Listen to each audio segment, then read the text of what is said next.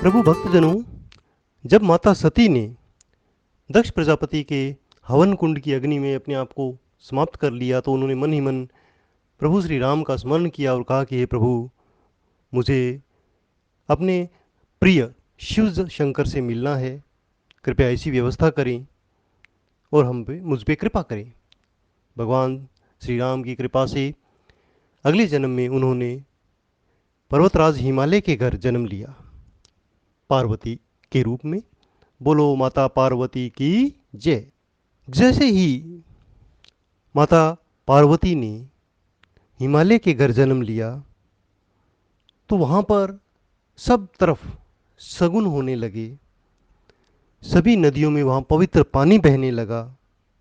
सभी पक्षी पशु बड़े हिल मिल कर रहने लगे और सब वहाँ पर एक दूसरे से वैर करना उन्होंने छोड़ ही दिया, परस्पर प्यार से रहने लगे।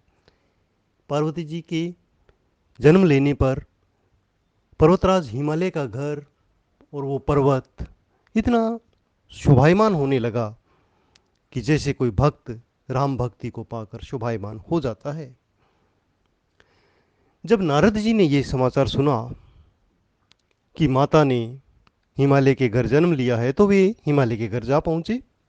पर्वतराज हिमालय ने उनका बड़ा आदर सत्कार किया और चरण धोकर उनको उत्तम आसन दिया और पुत्री को बुलाकर मुनिवर के चरणों में रख दिया और कहा कि मुनिवर, आप तो त्रिकालदर्शी हैं, अतः आप ही कुछ विचार कर कन्या के गुण दोष कहें।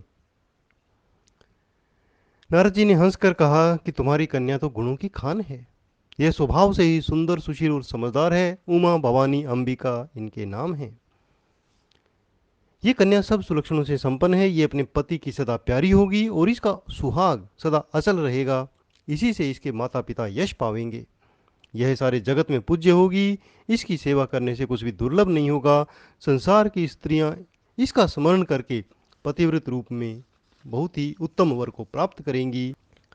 नारद जी ने कहा कि हे पर्वतराज, इस कन्या के भाग्य में लिखा हुआ है एक ऐसा पति जो योगी जटाधारी होगा, वस्त्र भी उसके अजीब से होंगे, जंगलों में भटकने वाला होगा, ऐसा इसके हाथ में रेखा है। जोगी जटिल या काम मन, नगन या मंगल वेश, अस स्वामी यही कह मिलई, परिहस्त यसी रेख। नारद मुनि की वाणी सुनकर हृदय में सत्य जानकर हिमवान और जो उनकी पत्नी थी मैना, उनको दुख हुआ, परंतु पार्वती जी प्रसन्न हुई।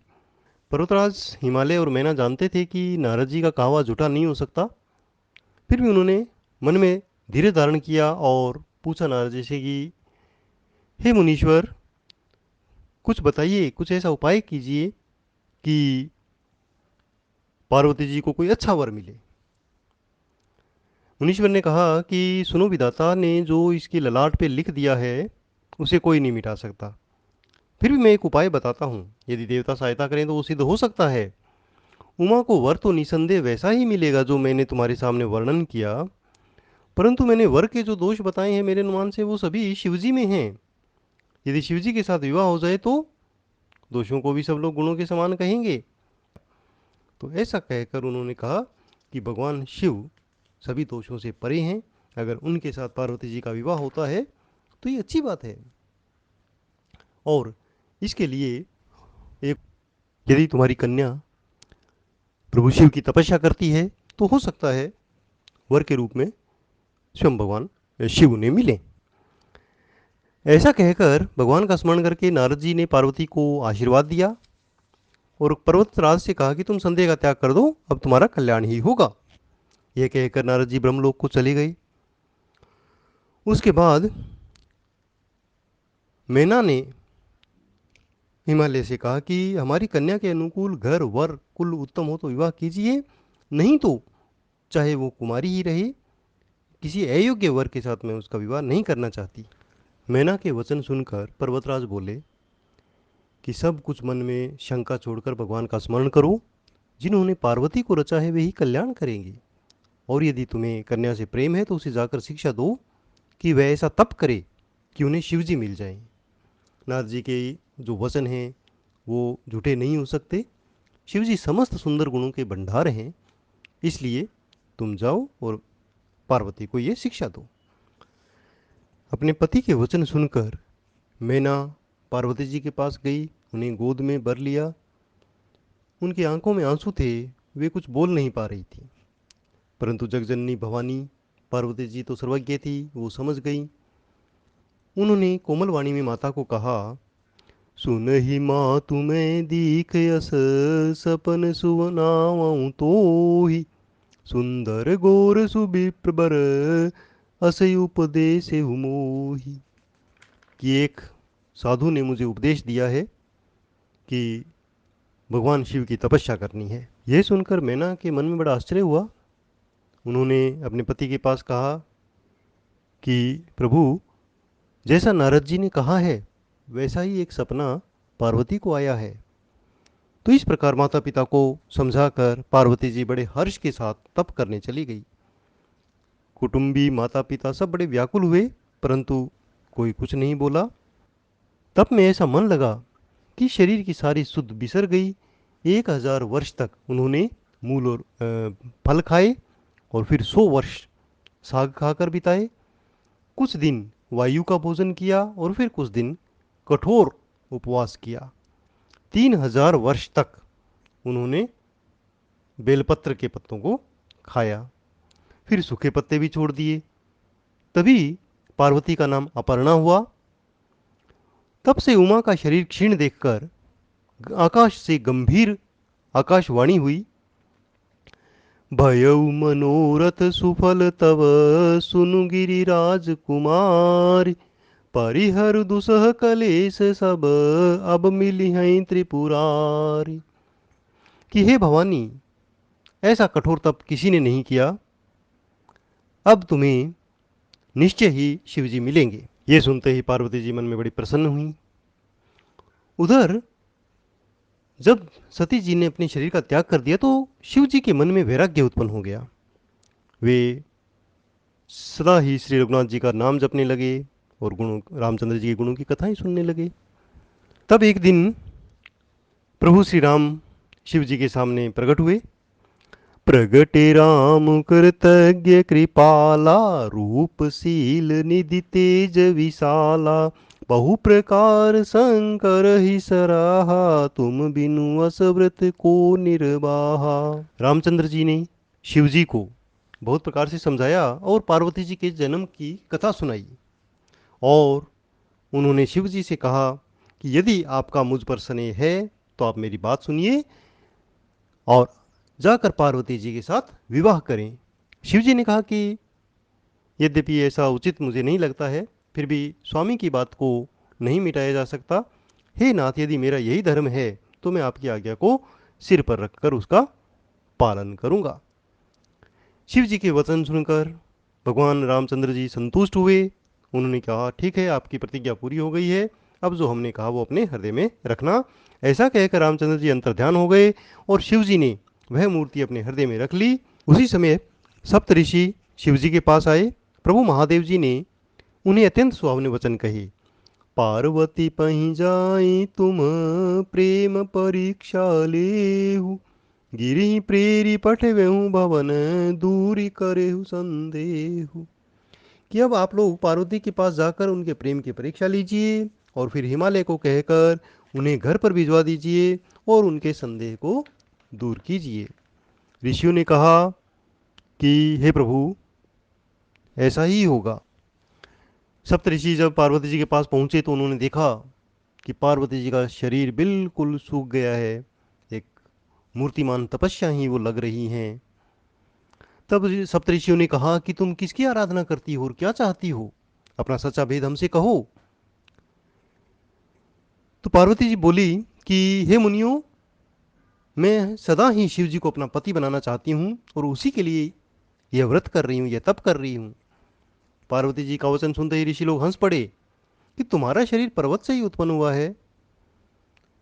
नारद का वचन सुनकर किसका आज तक घर बसा है? उनका खुद का भी घर नहीं बसा, तो तुम उसकी बात क्यों मानते हो? और शिव जी को तो किसी प्रकार की चिंता ही नहीं है, वो तो भीख मांग कर खा लेते हैं, सुख से सोते रहते हैं, अकेले रहने वाले हैं, उनके घर जाकर तुम्हें क्या मिलेगा? हमारा कहा मानो, हमने एक अच्छा वर तुम्हारे लिए चुना है, बहुत ही सुंदर, पवित्र, सुखदायक और सुशील है, जिसका यश लीला वेद सब गाते हैं। आप विष्णु जी को अपने पति के रूप में स्वीकार कीजिए। यह सब सुनते ही पार्वती जी हंसकर बोली कि आपने सत्य ही कहा कि यह मेरा शरीर पर्वत से उत्पन्न हुआ है, इसलिए हट नहीं छूटेगा, चाहे मेरा शरीर छूट जाए। मैं तो नारद जी के वचनों को नहीं छोड़ूंगी और शिव को प्राप्त करके ही रहूंगी। शिव ही मेरे परम प्रिय पतिदेव हैं, इसलिए आपका वचन मैंने सुन लिया, परंतु करूंगी वही जो मेरे हृदय में हट है, और यह हट करोड़ जन्मों तक रहेगा। मैं तो शिव जी को ही वरूंगी, नहीं तो कुंवारी ही रहूंगी। यह सब सुनकर और माता पार्वती के हृदय में शिव का प्रेम जानकर मुनिवर सब बोले कि हे जगजननी भवानी, आपकी जय हो, आपकी जय हो। तुम माया भगवान शिव, सकल जगत पितु मात, नाई चरण सिर मुनि चले, पुनि पुनि हर्षत गातु। कि आप माया हैं और शिव जी भगवान हैं, आप दोनों समस्त जगत के माता पिता हैं। यह कहकर उन्होंने पार्वती जी के चरणों में शीश नवाया और हिमालय के पास चले गए। वहां जाकर ऋषियों ने हिमालय को पार्वती जी के पास भेजा और कहा कि उन्हें अब घर ले आइए, शीघ्र ही शिव जी उन्हें वर्ण करने के लिए यहाँ आएंगे।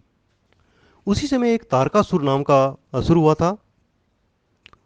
वो बड़ा ही प्रतापी था, उसके भुजाओं में बड़ा बल था और उसने सब लोगों को जीत लिया था। वो देवता उससे बड़े दुखी थे। वह अजर अमर था, किसी प्रकार से जीता नहीं जाता था। तब सभी देवता ब्रह्मा जी के पास गए और कहा कि प्रभु, इस मुसीबत से हमें छुटकारा दिलाइए। ब्रह्मा जी ने कहा कि इस दैत्य की मृत्यु तभी होगी जब शिव जी से उत्पन्न पुत्र इसे युद्ध में हराएगा। तो ये कहकर देवता कहने लगे कि हे प्रभु, अब कैसे होगा, सती जी तो रही नहीं और शिव जी वैराग्य में डूबे हुए हैं, तो कैसे उनका विवाह होगा और कैसे उनका पुत्र होगा। तब ब्रह्मा ने कहा कि सती जी ने, माता भगवती ने हिमालय के घर जन्म लिया है और वो उन्होंने कठोर तपस्या की है शिव जी को प्राप्त करने के लिए, और जल्दी ही शिव पार्वती का विवाह होगा। ये सुनकर सभी देवताओं ने बड़े मन में बड़े हर्षित हुए और देवताओं ने कामदेव से कहा कि कुछ ऐसा करो कि शिव के हृदय में वैराग्य समाप्त हो और विवाह की कल्पना उनके मन में जागे। तो कामदेव ने कहा कि शिव जी के सामने जाने की मेरी तो हिम्मत नहीं है, फिर भी देवताओं के कल्याण के लिए मैं ऐसा ही करूँगा। ऐसा कहकर अपने पुष्प के धनुष को हाथ में लेकर कामदेव चले गए और उन्होंने वैसा ही किया जैसा देवताओं ने कहा था। जैसे ही कामदेव ने पुष्प का बाण शिव जी को मारा, शिव जी की समाधि भंग हो गई, उनकी आंख खुली, बड़ा उन्हें क्रोध आया और उसी समय उनका तीसरा नेत्र खुला और उस अग्नि से कामदेव वहीं पर भस्म हो गए। सारे जगत में बड़ा हाहाकार मच गया, देवता डर गए। कामदेव की पत्नी रति अपने पति की यह दशा सुनते ही मूर्छित हो गई, रोती चिल्लाती शिव जी के पास आई कि प्रभु, उनका कोई दोष नहीं है, उन्होंने तो देवताओं को सहायता करने के लिए ये कार्य किया, कृपया उन्हें माफ कर दीजिए। उन्होंने कहा कि तुम्हारे पति से तुम्हारा मिलन द्वापर युग में होगा, जब यदुवंश में श्री कृष्ण भगवान का अवतार होगा और उनके पुत्र के रूप में तुम्हारे पति का जन्म होगा। यह मेरा वचन है। यह सुनकर रति जी वहां से चली गई।